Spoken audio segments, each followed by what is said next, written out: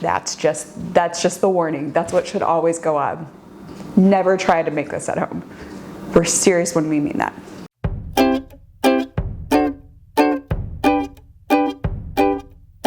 Hey guys, welcome back to my channel. Today, we're back to cooking vintage, and we're not going to do a Jell-O mold, surprisingly. Bet you thought I had one trick up my sleeve. That's not true. I at least have two, because this is my second idea.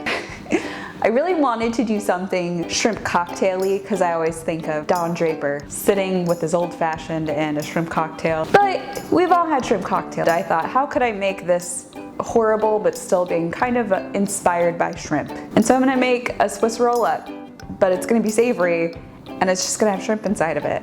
And I'm sorry. I do also want to put the warning out here. I saw this on an article of just really gross food, because that's probably all that I'm going to research now for this segment of the show. It was called a shrimp roll. I got the book for the recipe off of an independent used bookstore. And once I got it, there was a word in the title of the recipe that I am not very comfortable with.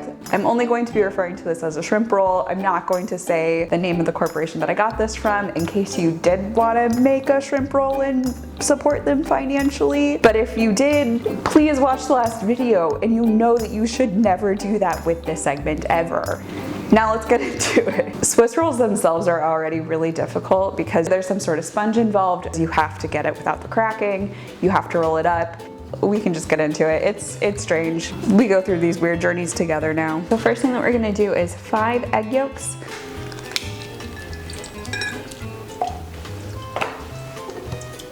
All right, so I have 5 egg whites in here with a little bit of egg yolk because for flavor, and not because it accidentally fell into the whipping bowl.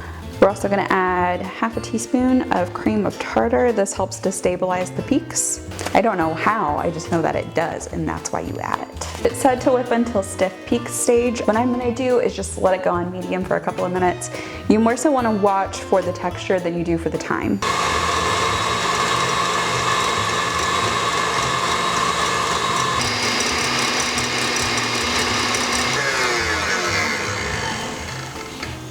So right now we're about soft peak stage.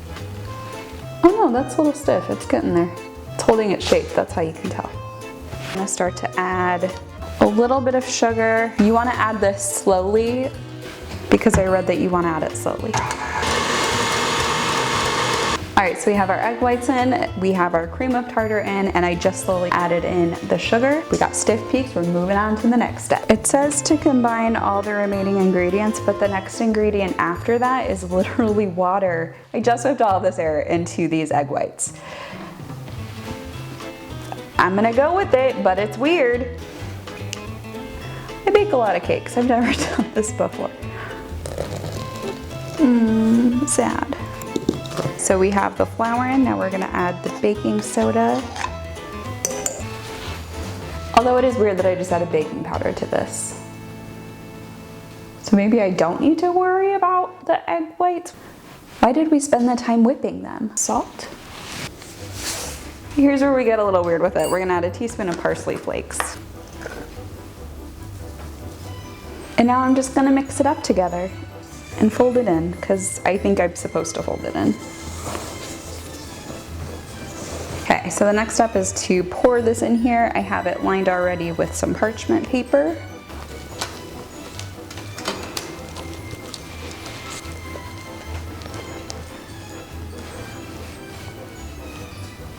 Okay, so it is pretty thin, but I do have good coverage here. This is gonna cook so fast. It says bake for 10 to 12 minutes at 400 degrees. I'm gonna check it in 5. We'll see how that goes. All right, now for the filling for our shrimp roll. This is where it gets interesting. This is where it becomes an abomination. Drained shrimp. Oh, I have to eat this, I just remembered. Okay, now we're gonna do cream cheese.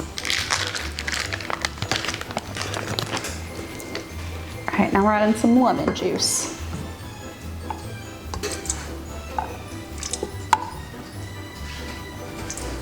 Some pecans that are chopped. Going all over the table, it's fine. And now some crushed pineapple. It's looking great. It's been in for about 7 minutes. I feel good. I'm just gonna put that off to the side and move on. Here we have some diced water chestnuts. I love water chestnuts. This might not be the time that I do love them though. And some salt. Okay, and then I'm just gonna mix all these up together.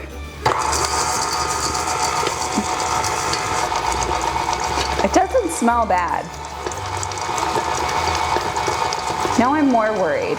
What if this is the one that we tried that we love? Oh, it looks like chicken salad, but you know, we're fine. Okay, I put my filling off to the side because right now there's something more important that we need to do. The Swiss roll. Observe. Aha! I'm worried about it because it doesn't smell too bad. Now I'm going to peel off the parchment paper.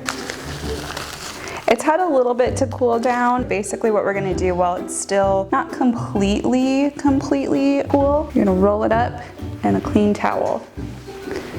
So now we're gonna take our filling and spread it.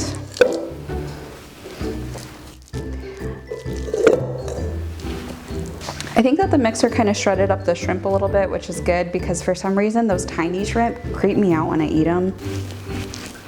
Okay, so we have our spread down on the sponge. Now I'm gonna take these 10 previously stuffed olives. They were stuffed with pimentos. I did it because we had pimentos left over from our last cooking vintage that we did. I still do not like olives. It's just a really great artistic flair of just awfulness right at the end. It's like the eye of Sauron just staring right at you when you cut into it. Okay. If it wasn't so horrifying, this would actually be a really fun idea.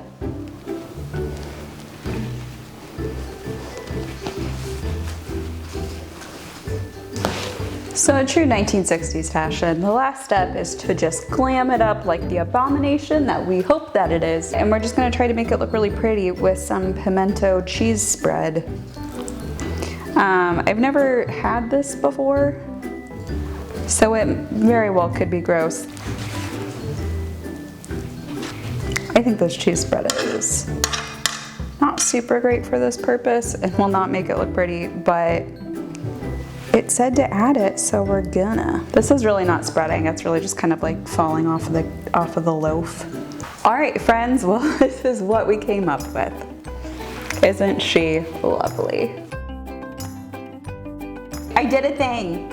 You did a thing. Are you proud of me? I am. What do you think so far before I cut into it? It looks kind of like it's unique, but it looks well composed. Does it look like it was made from the 1960s? Yeah, there's something about it that's kind of old school. I'll take it. Should I just cut into it? Yeah. All right.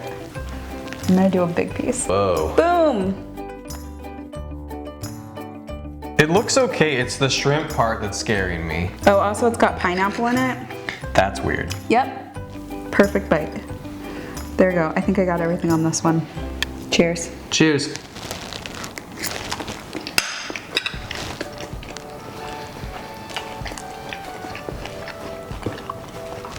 It starts off okay, and it goes downhill real fast. What I didn't realize when I was making this is that the sponge is the anchor that gets you through the experience. The bread is not bad at all. It's a little rubbery. It was weird to put baking powder in when you already beat eggs, and eggs were supposed to act as like the raising agent. The filling though.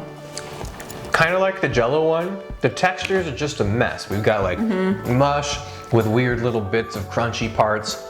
It's become Some flavors that I'm like, I'm not sure what that is. There's a funky aftertaste. The more I eat it, the less I hate it. But let's not be fooled. This is not good. No. No. It's trying to invite everybody to a party that just doesn't really mesh together. It's like Thanksgiving with your family. I want to keep trying to eat it because I want to figure it out. I don't think it's figure outable. I don't think we're going to have any conclusion that are going to make our viewers happy today, except for them to know that we ate it and it was made, and that is enough. Thank you so much for checking out my channel. We're probably going to make something gross next time. Tune in to find out.